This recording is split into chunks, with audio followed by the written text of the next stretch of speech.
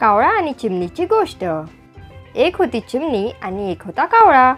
चिमणीचं घर होतं मेणाचं, छोटंसं पण खूप सुंदर। ती नेहमी आपल्या घराची स्वच्छता ठेवत असे आणि आपल्या बाळाची काळजी घेत असे। चिमणीला आळस मुळीच आवडत नव्हता। या उलट कावळा मात्र अगदी आळशी आणि खोडकर होता। त्याचं घर होतं शेणाचं, कुठेही पसारा टाकलेला, घाण साचलेली, दिवसभर इकडे तिकडे टिवल्या बावल्या करणं, बडबड करणं आणि इतरांना त्रास देणं, हाच त्याचा उद्योग असे। गावातल्या कोणालाही तो आवडायचा नाही। एके दिवशी आकाशात मोठाले काळे ढग दाटून आले। सोसाट्याचा वारा सुटू लागला। काही वेळातच पाऊस सुरू झाला। सुरुवातीला रिमझिम आणि नंतर मुसळधार। झाडं भिजली, रस्त्यांवरून धो धो पाणी वाहू लागलं। कावळ्याचं घर शेणाचं होतं। पाऊस पडताच त्याच्या घराच्या भिंती वितळू लागल्या आणि थोड्याच वेळात संपूर्ण घर वाहून गेलं। आता कावळ्याच्या डोक्यावर छप्पर नव्हतं। भिजलेला कुडकुडणारा कावळा मोठ्याने ओरडू लागला, हू, आता कुठे जाऊ? त्याला अचानक आठवलं, अरे, चिमणीचं घर शेजारीच आहे, तिच्या घरात जाऊन थोडी ऊब पण घेता येईल।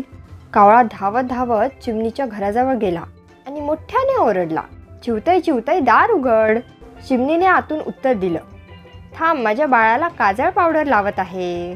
कावळ्याने पुन्हा मोठ्याने दार ठोठावलं, चिवताई चिवताई दार उघड। चिमणी म्हणाली, थांब, माझ्या बाळाला झोपवते। बिचारा कावळा, त्याला खूप भूक लागली होती, पण बाहेर फक्त पाणीच पाणी होतं। तो थंडीने कुडकुडत उभा राहिला। शेवटी चिमणीचं बाळ झोपल्यावर तिने दरवाजा उघडला। भिजलेला गारठलेला कावळा तडक आत आला आणि थंडीने थरथरत उभा राहिला। चिमणीने त्याला प्रेमाने म्हटले, चल, चुलीपाशी बस, तुला गरम वाटेल। कावळा आनंदाने चुलीपाशी जाऊन बसला। चुलीवर एका भांड्यात खीर शिजत होती। त्याच्या नाकाला खिरीचा गोड वास आला आणि तोंडाला पाणी सुटले। कावळा हळू चुलीपाशी पाहत होता। चिमणी आपल्या बाळाकडे लक्ष देत होती। संधी साधून कावळ्याने हळूच खिरीच्या भांड्यात चोच घातली। खीर इतकी गरम होती की त्याची चोच भाजून गेली। कावळ्या, तुला थांबायला सांगितलं ना, चिमणी म्हणाली। पण तोपर्यंत कावळ्याच्या तोंडातून काव काव असा जोरदार आवाज निघाला आणि तो तिथून धावतच बाहेर पडला।